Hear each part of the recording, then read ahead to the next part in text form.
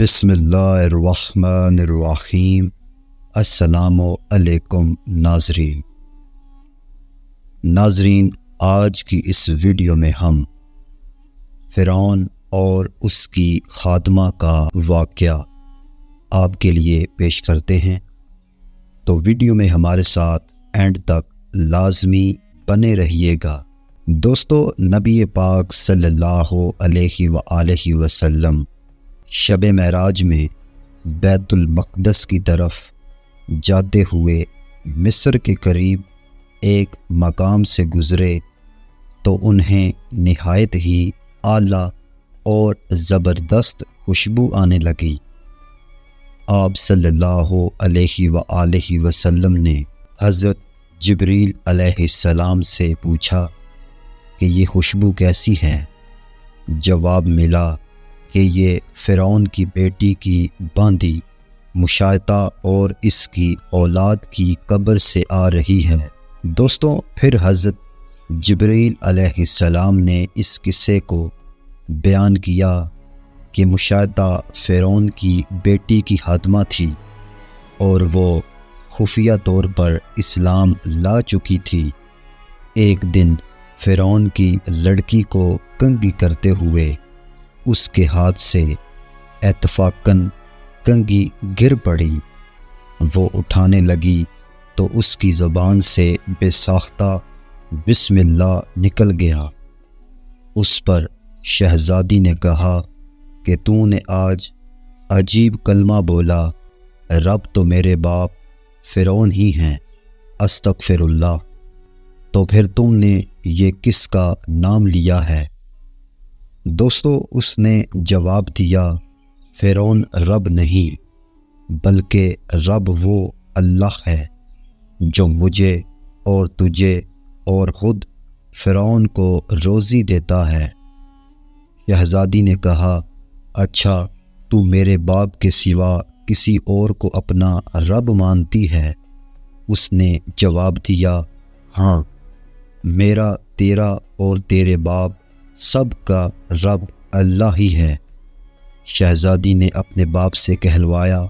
وہ سخت غضبناک ہوا اور اسی وقت اسے دربار بلوایا اور کہا، کیا تو میرے سوا کسی اور کو اپنا رب مانتی ہے؟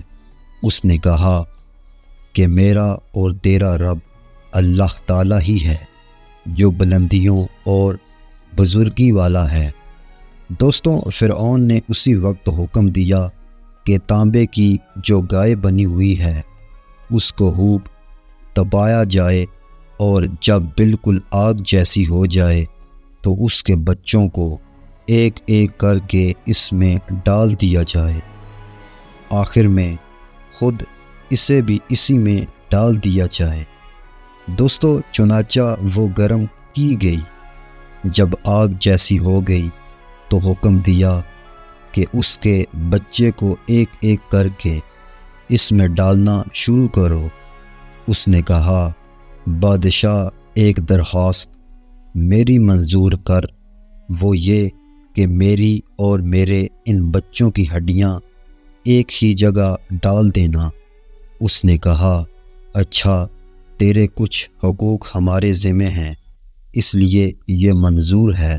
دوستوں، اس کی دونوں بچیاں اس کی آنکھوں کے سامنے اس میں ڈال دی گئیں اور فوراً جل کر راکھ ہو گئے۔